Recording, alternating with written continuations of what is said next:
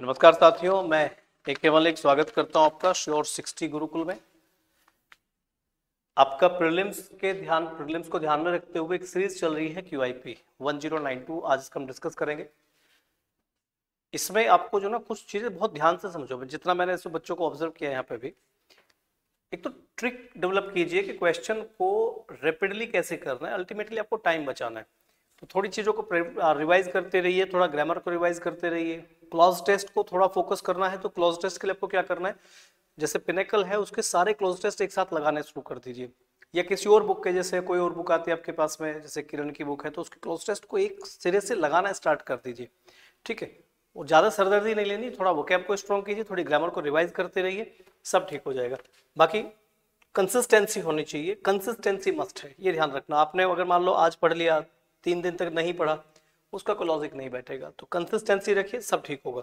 देखिए क्वेश्चंस को समझो, जैसे ये वाली है नीतू हैव बीन, तो बच्चा क्या करता है ना, पूरा सेंटेंस पढ़ेगा।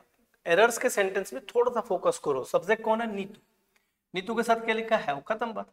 नीतू सिंगुलर सब्जेक्ट है, क्या आना चाहिए, सिंगुलर सब्जेक्ट में कैसी वर्ब आएगी, सिंगुलर वर्ब आएगी। तो यहाँ पे क्या करते हैं, हैव। अच्छा, अगर आप पढ़ रहे हैं Neetu have been waiting for me since 10 o'clock in the morning, आपने पूरा पढ़ दिया। इसका मतलब यह है कि अगर आप यहाँ तक पढ़ रहे हैं तो आप ग्रामर को समझ ही नहीं रहे। फोकस कीजिए, नीतू हैव नहीं होता, नीतू हैज होगा।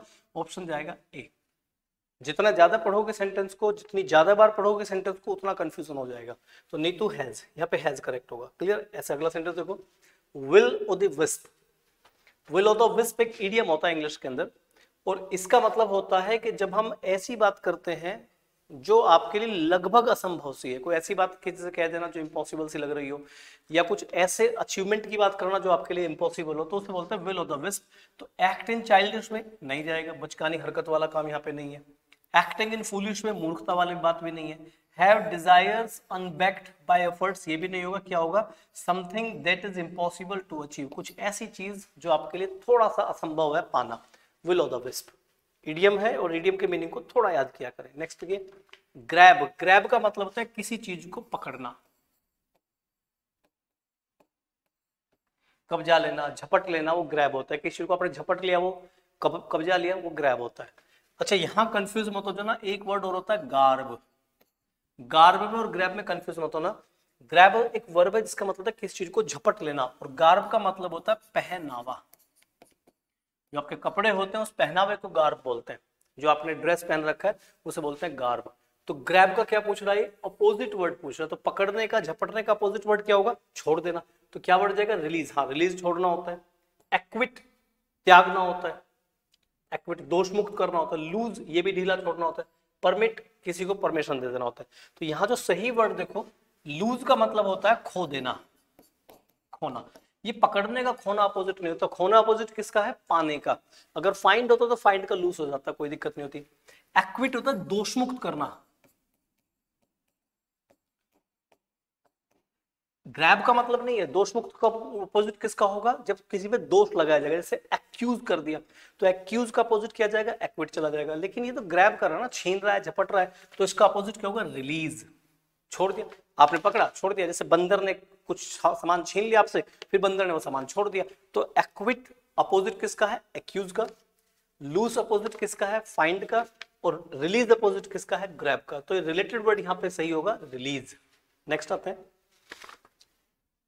ये क्या है भाई, आपका पैसिव वॉइस है। पैसिव वॉइस में हमेशा एक बात बताता हूं, सबसे पहले सेंटेंस का टेंस देख लो, क्या लिखा, विल अनाउंस। तो नेचुरल जब विल अनाउंस है तो अपनी फॉर्म पे रहिए। यहाँ पे लिखा विल हैव बीन, क्या आपके सेंटेंस में हैव है, नहीं है, तो पहला ऑप्शन गलत। आर बीइंग, वहां लिखा है विल, तुम लिख लो आर, नहीं होगा। इसमें भी देखो क्या लिखा है, इसमें कोई वर्ब भी नहीं लिखी कम वक्त में, तो ऑप्शन जाएगा डी, खत्म बात। एक वर्ड से वॉइस कीजिए। अगर आप पूरा पढ़ोगे तो भाई टाइम जाएगा। देखो इतना टाइम एग्जाम में नहीं होगा आपके पास में। तो विल अनाउंस देखो, ये लिखा विल हैव, पॉसिबल नहीं है। आर इज एम आर है ही नहीं वहां पे, तो यहाँ पे कैसे, ये पॉसिबल नहीं है। ये सारा ही खा गया, ना विल छोड़ा, ना बीन छोड़ा, ना पैसिव, कुछ है ही नहीं यहाँ पे। तो ऑप्शन जाएगा विल बी अनाउंस्ड। फिर पढ़ के देख लेना, अगर इतना एक्यूरेसी में पहुंच के पढ़ के देख लेना, यही ऑप्शन जाएगा। 2 सेकंड का क्वेश्चन है, पूरा पढ़ोगे तो टाइम आपका है, चाहो तो इसमें वेस्ट कर लो। ये पूछ रहा है, एरर पूछ रहा है, तो देखो क्या लिखा है, डिस्पाइट ऑफ। जिसे थोड़ी सी भी ग्रामर आती है तो ध्यान रखना, एक प्रीपोजिशन होता है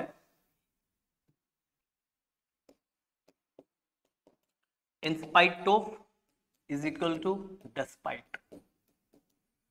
अगर ऑफ लिखे हैं तो इंस्पाइट के साथ आएगा, डेस्पाइट के साथ नहीं आएगा। तो एरर है डेस्पाइट ऑफ, आगे पढ़ने का जरूरत नहीं है सेंटेंस को, यही एरर है, खत्म बात, बनेगा ही नहीं कुछ भी सेंटेंस इस टाइप से।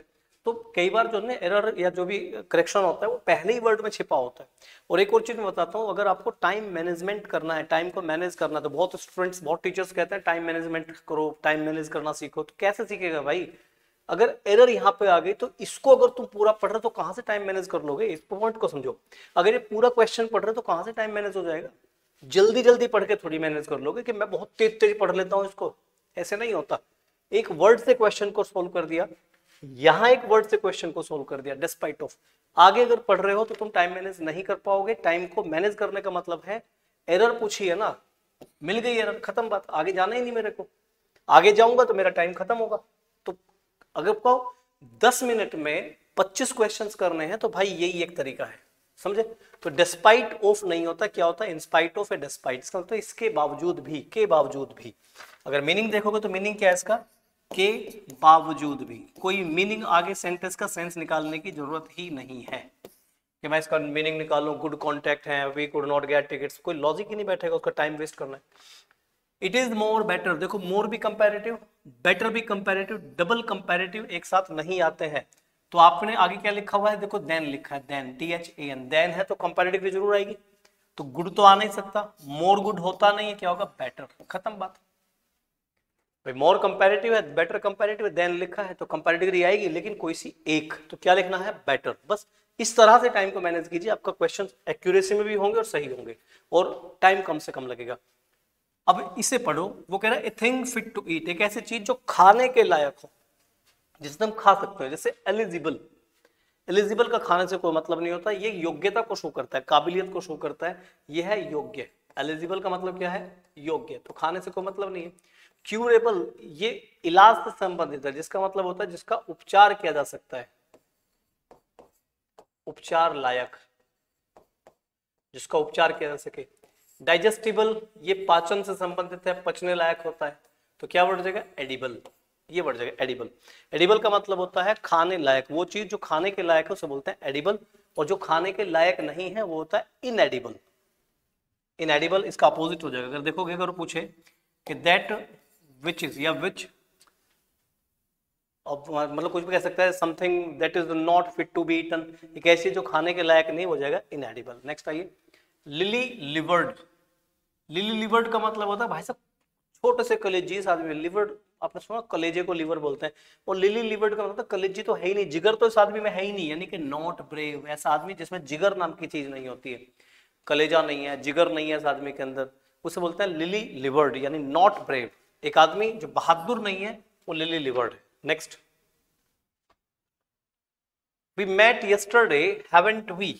क्वेश्चन टैग बनाना है। क्वेश्चन टैग में हमेशा जो सब्जेक्ट बनेगा वो वही सब्जेक्ट बनेगा जो सेंटेंस का सब्जेक्ट होगा। यहाँ पे है वी, तो नेचुरल से मतलब वी आ गया, वी यहाँ भी है, वी यहाँ भी है, इट आगे तो नहीं होगा, वी तो रहेगा रहेगा। इसकी हेल्पिंग ऑफ वही बनेगी जो सेंटेंस का टेंस होगा। टेंस कौन सा है? मेट, यानी कि टेंस कौन सा बना? Past indefinite. कंफर्म है पास्ट इंडेफिनिट है, और पास्ट इंडेफिनिट की ही तुम्हें हेल्पिंग ऑफ चाहिए, क्या होती है? डिड। तो हमें डिडंट भी बनाना पड़ेगा, ऑप्शन जाएगा डिडंट भी। We have met yesterday, didn't be. इसके लिए क्वेश्चन टैग एक बार पढ़ लेना पूरा, क्वेश्चन टैग एक बार रिवाइज कर लें सभी स्टूडेंट्स ध्यान से। Question tag, next, she had an ability to persuade others. अब वो कह रहा है जो अंडरलाइन वर्ड है परसुएड जो है उसको सही तरह से रिप्रेजेंट करने वाला वर्ड लेके आइए जो अप्रोप्रिएट यहाँ पे सिचुएशन को दे। वो कह रही है उसमें एक एबिलिटी थी दूसरों को क्या करने की। परसुएड का मतलब होता है मनाना। परसुएड मीन्स किसी को अपनी बात मना लेना, एग्री करा लेना। तो कौन सा वर्ड है? हाल्ट, हाल्ट तो रुकना होता है, ठहरना होता है, ये रुकना है। आउटरेज, ये गुस्सा है किस चीज के प्रति। सप्रेस, ये किसी चीज का दमन करना होता है, किसी को कंट्रोल करना होता है। इम्प्रेस जाएगा, उसमें क्वालिटी थी दूसरों को इम्प्रेस करने की। She had an ability to persuade others, यानी उसमें एक क्वालिटी थी दूसरों को इम्प्रेस करने की, उसके अंदर एक क्वालिटी थी। नेक्स्ट आइए, a piece of writing full of words, एक ऐसी लेखन जिसमें शब्द ही शब्द भरे हुए हैं, मोर देन रिक्वायर्ड, जितनी जरूरत नहीं थी उससे ज्यादा शब्द उसमें भर दिए। यानी आपसे कुछ कहा जाए और आपका एक लाइन में आप उसे कह सकते थे, पर आप लगे पड़े हैं 10-20 पेज लिख दिए उसके ऊपर। जैसे क्वेश्चन आया, शॉर्ट क्वेश्चन था, 2 लाइन में आंसर मिलना था, 2 नंबर का क्वेश्चन है, आपने उसमें 3 पेज भर दिए, तो इसे बोलते हैं वर्बोज। वर्बोज का मतलब होता है शब्दों का भंडार, ठीक है ना, शब्दों से भरा हुआ, खामखा के शब्द भर रखे हैं, बड़े बड़े शब्द भर रखे हैं, उसे वर्बोज बोलते हैं। वैसे लिखा मैन्युस्क्रिप्ट, मैन्युस्क्रिप्ट होता है हस्तलिपि, ये हाथ से लिखा हुआ होता है। एम्बिग्यूटी, ये ऐसी चीज है जिसमें 2 शब्द, एक शब्द के 2-2 अर्थ निकल के आते हैं, यानी कि कंफ्यूजिंग शब्द होते हैं द्विअर्थीय, ये द्विअर्थ होता है, द्विअर्थ। और स्कैंटी होती है कमी, किस चीज में कमी को बोलते हैं, तो यहां बढ़ जाएगा वर्बोज। आगे आते हैं नेक्स्ट। ये क्या कर रहे हैं, नरेशन चेंज करना। नरेशन में मैं बताता हूं हमेशा इन्वर्टेड कोमा से बाहर का सेंटेंस पहले पढ़िए। क्या लिखा है, अमृता सेज, प्रेजेंट टेंस है, तो यहां कर दिया सैड। कैसे कर दोगे भाई, सेज ही रहेगा, सैड कर दिया, सैड कर दिया, बस मिल गया आंसर, ये जाएगा। जब अमृता सेज है तो सेज ही रहेगा ना, खत्म हो गई बात। और अंदर का टेंस आप बदलोगे नहीं, तो भाई ये सैड कर दिया, ये सैड कर दिया, ये सैड कर दिया। वो चाहता है कि तुम पूरा ऑप्शन पढ़ो। ये बच्चा पढ़ता है I have seen the film, पहले सेंटेंस पढ़ना कैसे समझ लो। जब भी नरेशन का सेंटेंस आए तो इन्वर्टेड कोमा से बाहर का सेंटेंस पहले पढ़िए, इसमें चेंज होना है नहीं होना है ये डिसाइड करेगा। अमृता सैड लिखा है या सेज लिखा है, यहाँ सैड कर दिया, यहाँ सेज है, यहाँ सैड है, यहाँ सैड है, भाई तीनों गलत हो गए, एक यही ऑप्शन जाएगा, खत्म, बच गया टाइम आपका। पूरा पढ़ पढ़ के देखोगे तो मर गए, फंस गए, आप फंस जाओगे। तो करेक्ट समझ जाओगे ना, एक एक वर्ड को उठाइए, वहां से क्वेश्चंस को प्रैक्टिस करो उसके ऊपर। फीबल, फीबल का मतलब होता है बहुत ही नाजुक, बहुत कमजोर, जिसे आसानी से तोड़ा जा सके। फीबल का मतलब क्या होता है, नाजुक, जिसे आसानी से हम क्या कर सकते हैं, तोड़ सकते हैं। तो देखो इसका क्या पूछ रहा है, एप्रोप्रिएट मीनिंग पूछ रहा है। तो आप देखो फीबल का एप्रोप्रिएट मीनिंग नाजुक का कौन सा होगा, अनहीडेड, अनहीडफुल, स्ट्रॉन्ग, पेनफुल, वीक, भाई वीक ही जाएगा, कमजोर, तो हीडेड, ठीक है ना। तो ये वर्ड जाएगा वीक, फीबल का सिनोनिम वीक। आगे चेक करो, क्वेश्चन को देखो ध्यान से।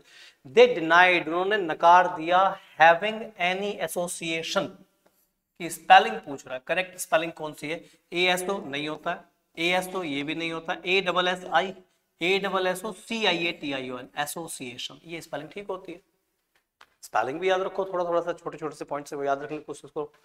यहाँ पे जाएगा एसोसिएशन। अगला देखते हैं, meet once Waterloo, Napoleon Bonaparte का नाम सुना होगा, वाटरलू की जंग में मार गया, हार गया, आखिरी जंग थी उसकी, तो वाटरलू वहीं से ईडियम बन गया। मीट वंस वाटरलू का मतलब होता है जब आप अपना फाइनल डिफीट फेस करते हैं, एक ऐसी जंग जिसमें आप फाइनली हार जाते हैं, वो होता है मीट वंस वाटरलू। हिस्ट्री से उठा ईडियम है, तो वर्ड क्या जाएगा, फेस फाइनल डिफीट, अंततः हार जाना, फाइनल डिफीट मिल जाना, मीट वंस वाटरलू। ये ईडियम बना था, नेपोलियन बोनापार्ट नाम सुना होगा, हिस्ट्री पढ़ लेना, वाटरलू की जंग में वो मर गया था, हार गया था। नेक्स्ट आइए, रीअरेंज वाले सेंटेंस में सबसे पहले आप ऑप्शन देखें, ए या बी, इनसे शुरू हो रहा है, तो पहले यहीं से अंदाजा लगाइए, ए से जाएंगे या बी से जाएंगे। Only the fittest creatures can survive, केवल सबसे अच्छी क्रिएचर जो सबसे तंदुरुस्त है वही सर्वाइव कर सकती हैं, वाइल कंपेटिंग फॉर फूड, भोजन की चाह में।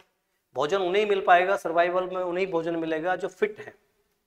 यहां से शुरू करें, या why do some species survive, कुछ स्पीसीज आखिर सर्वाइव कैसे कर जाती हैं, अदर्स बिकेम एक्सटिंक्ट, और बाकी मर जाते हैं, कुछ ही स्पीसीज बचती हैं बाकी सब मर जाते हैं, ऐसा क्यों होता है। तो भाई आंसर जाना चाहिए, क्वेश्चन बनना चाहिए बी से, ठीक है। और बी से जब आप पहुंच जाते हैं तो ए वाले दोनों ऑप्शन आपके गलत है, क्योंकि पहले तो ये बताओगे ना सर्वाइव कैसे कर जाती है, क्वेश्चन जनरेट हुआ है, ऐसे आखिर होता कैसे।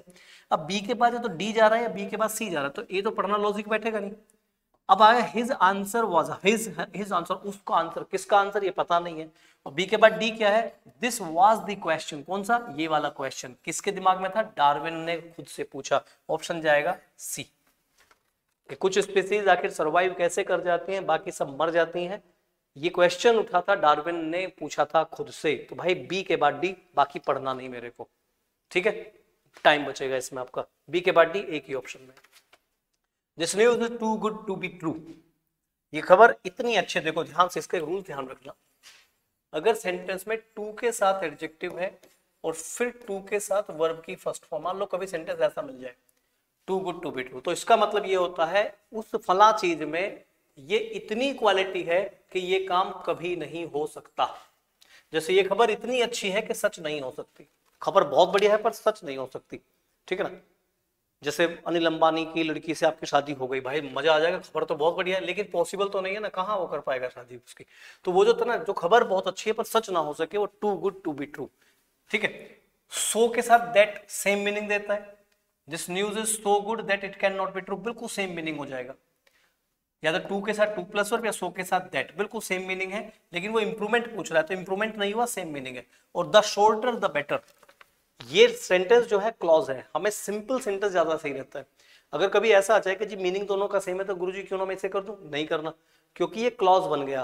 क्लॉजेस से हमें सिंपल सेंटेंस ज्यादा अच्छा रहता है, सिंपल सेंटेंस। तो ये सिंपल सेंटेंस है, ये क्लॉज का सेंटेंस है, तो ये चेंज नहीं करना है, ये बनेगा नहीं can not be true. So good that it should be true, ये भी नहीं बनेगा, ऑप्शन जाएगा नो इंप्रूवमेंट। ये करेक्ट सेंटेंस है, this news is too good to be true, खबर इतनी अच्छी है कि सच नहीं हो सकती है। क्लियर, नेक्स्ट आइए। She is a peacock in the blue satin sari, एक ब्लू साड़ी में वो ऐसी लग रही थी जैसे कि मोरनी। She is very beautiful as, जब एज लिखे हैं तो भाई एज तो एज के साथ चलेगा ना अफर्मेटिव सेंटेंस में, तो very beautiful as, very as, so as, so as negative sentence में चलता है तो ये भी नहीं आएगा, ये भी नहीं आएगा, ब्यूटीफुल लाइक भी नहीं आएगा, ऑप्शन जाएगा C. She is as beautiful as a peacock, वो इतने सुंदर है जितनी की पिकॉक। अच्छा, कुछ बच्चे कहते हैं गुरुजी लाइक भी तो आ सकता है, she is beautiful like peacock, नहीं आएगा। देखो, अगर हम किन्हीं दो लोगों की क्वालिटी बताएं, जैसे मान लो मैंने ए और बी को कंपेयर किया, इक्वालिटी लेके जिसमें मैंने इनकी हाइट नापी, टॉल किया, तो अगर मैंने एडजेक्टिव लिखा है तो मैं लाइक का इस्तेमाल नहीं कर सकता हूं, मुझे फिर एज सो एज या टॉलर देन कुछ ऐसे बोलना पड़ेगा। अगर दोनों बराबर हैं तो he is as tall as B, नहीं है बराबर तो he is not so tall as B. लेकिन अगर मैं कहूं ए बी के जैसा नहीं है, मैं कोई एडजेक्टिव नहीं लिख रहा हूं, तो सेंटेंस जाएगा A is not like B. Like तब आता है जब कोई एडजेक्टिव यूज नहीं होता है, ये ध्यान रखना, ए इज नॉट लाइक बी, ठीक। तो इसमें ऑप्शन जाएगा एज ब्यूटीफुल एज। नेक्स्ट आइए, सॉल्विंग द एनर्जी चैलेंज, ये क्या पूछ रहा है भाई, स्पेलिंग पूछ रहा है। स्पेलिंग जिन जिन कहीं अंडरलाइन उनका स्पेलिंग देख लो, C H A double L, हाँ ये स्पेलिंग गलत है, C H A double L E, ये स्पेलिंग गलत है। बाकी B E H A V I O U R ये ठीक है, टेक्नोलॉजिकली ये भी ठीक है, अप्रोच ठीक है, सिर्फ बी ऑप्शन ये वाली स्पेलिंग ठीक कर लीजिए। चैलेंजेस, तो आंसर क्या जाएगा इसका A, challenges, C H A double L E N G, challenge. The hunter dog, शिकारी कुत्ते थे, फॉलोड द हाइनाज, हाइना का क्या है, ये पजेसिव केस आ गया, तो हाइना का कोई नाउन आएगा यहाँ पे, sense, sense, scents, scent, scents आएगा खुशबू, हाइना की खुशबू को वो फॉलो करने लगे, खुशबू की सेंस आएगी SCENT, सेंट। जंगली जानवर आपने देखा होगा खुशबू के पीछे भागते हैं, बहुत दूर से स्मेल ले लेते हैं, फ्रेग्रेंस आ जाती है तो खुशबू के पीछे भागते हैं। तो ये क्या है, the hunter dogs followed the hyena's scent, SCENT आएगा। क्लियर है, नेक्स्ट आते हैं क्लॉज टेस्ट, जो तुम्हारा सबसे पसंदीदा चीज है। Human life is a unique blessing, मानव जीवन जो है वो एक बहुत ही ब्लेसिंग की तरह माना जाता है, तो इसमें आएगा considering, to consider, considered, passive voice में जाएगा। ह्यूमन लाइफ इज कंसीडर्ड, ये ठीक किया होगा ज्यादातर स्टूडेंट्स ने, चेक भी कर लेते हैं अगर क्या क्या किया आप लोगों ने, ठीक है रुका जाता है। ह्यूमन लाइफ इज कंसीडर्ड, इसे ह्यूमन लाइफ को क्या माना जाता है, पैसिव वॉइस में बनेगा a unique blessing which in turn depends on the, जो डिपेंड करती है किसके ऊपर, which in turn depends on the of self.